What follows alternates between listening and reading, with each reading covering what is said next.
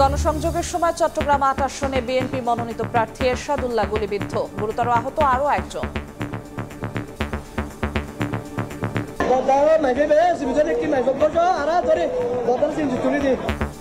দল মনোনীত প্রার্থীদের পক্ষে সবাইকে ঐক্যবদ্ধভাবে কাজ করার নির্দেশনা বিএনপি নেতাদের।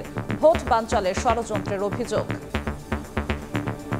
ষড়যন্ত্রের বেড়াজাল অনেকেই বোনার চেষ্টা করছে, কেউ কেউ বিভিন্ন ধরনের কথা বলে দায়িত্ব এড়িয়ে যাওয়ার চেষ্টা করছে। বিএনপির পক্ষ থেকে যাদেরকে মনোনীত করা হবে তাদের বিজয়ী করার জন্য সবাই মিলে কাজ করতে হবে।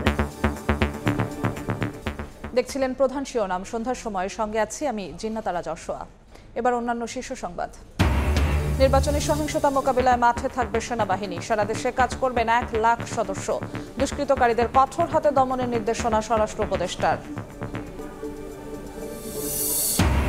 এককভাবে নির্বাচনের প্রস্তুতি এনসিপির। বিএনপির বিরুদ্ধে সংস্কার থেকে মুখ ঘুরিয়ে নেওয়ার অভিযোগ। জোট নয়, সমঝোতায় ভোট করবে জামায়াত, আগে গণভোটের দাবি।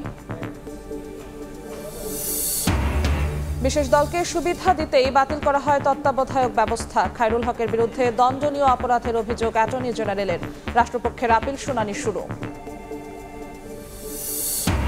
একীকরণ প্রক্রিয়ায় ৫ ব্যাংককে অকার্যকর ঘোষণা। দায়িত্ব নিলেন নতুন প্রশাসক। চলতি হারে মুনাফা পাবেন গ্রাহক, চাকরি যাবে না কারো, আশ্বস্ত করলেন গভর্নর। এবং দিন দিন বাড়ছে ডেঙ্গুর দাপট। একদিনে প্রাণ গেল আরও ১০ জনের। চলতি বছর প্রাণহানি ছাড়ালো ৩০০। ২৪ ঘন্টায় হাসপাতালে ভর্তি ১,০০০-এর বেশি।